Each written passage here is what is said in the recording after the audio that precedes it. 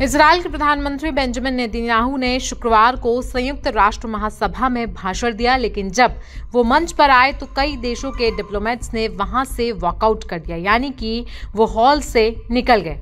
Hall लगभग पूरा खाली हो चुका था, लेकिन फिर भी नेतन्याहू ने अपना भाषण जारी रखा। इस बीच कुछ लोगों ने उनके भाषण के दौरान तालियां बजाई और अमेरिका का प्रतिनिधिमंडल भी उनके समर्थन में वहां पर बैठा रहा। नेतन्याहू ने अपने भाषण में एक नक्शा दिखाया जिस पर द कर्ज लिखा हुआ था और अपने सूट पर एक क्यूआर कोड भी लगाया था जो 7 अक्टूबर की घटनाओं से जुड़ा हुआ बताया गया। वहीं उनकी टीम ने भी वही क्यूआर कोड लगाए थे जो नेतन्याहू ने अपने कोट पर लगाए। साथ ही उन्होंने एक बोर्ड पर मल्टीपल चॉइस जैसे क्वेश्चन भी पढ़कर सुनाए।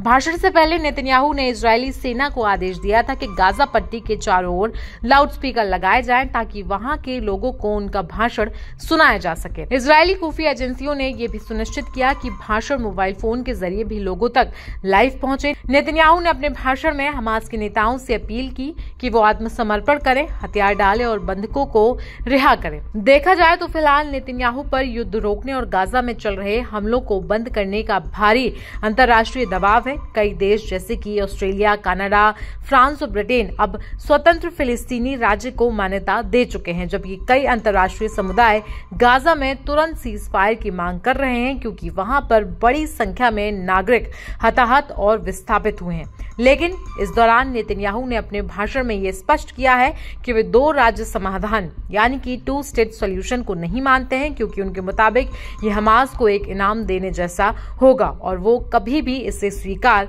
नहीं करेंगे। इस बीच आपको बता दें कि अमेरिकी राष्ट्रपति ट्रंप ने भी गाजा को लेकर एक बड़ा इशारा किया था।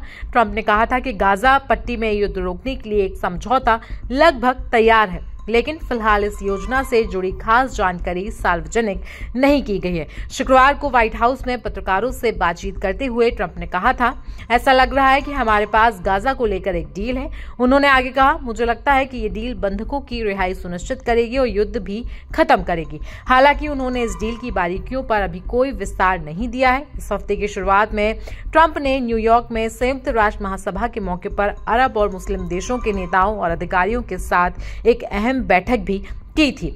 ऐसे में यह देखना बहुत जरूरी होगा कि ट्रंप के इस सीज फायर प्लान और नेतन्याहू के स्टैंड के बीच में कौन सा रास्ता निकलने वाला है। आप इस पूरे मुद्दे पर क्या राय रखते हैं, हमें कमेंट सेक्शन में जरूर बताएं।